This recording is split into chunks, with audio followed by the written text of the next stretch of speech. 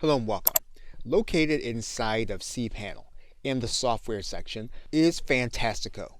And you can click Fantastico, and Fantastico opens up into 28 different categories of installable scripts that you can place on your website or domain. Now in the 28th or others category, there are 111 other programs, again, that you can install instantly by clicking a button, having it working on your domain. Now in this course, we'll explore the major categories and demonstrate various aspects of the setup process. We'll touch on two very popular Fantastico installations, OS Ticket and WordPress, which we will look at in the very next video. Fantastico does have search capability. At the very top, you can write in, and as you fill in the subject that you're looking for, you'll see available programs that you can install.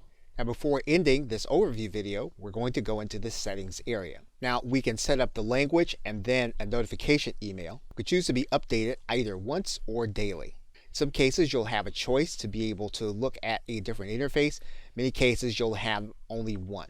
So once you've completed the settings, you'll then click Submit. Clicking the control panel will take you back to cPanel, and then clicking the Installed Scripts button will show you any of the programs that you have already installed.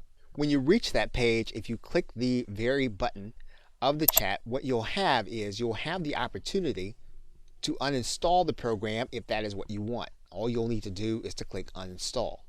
You'll also get suggestions of similar programs within Fantastico that do much the same thing.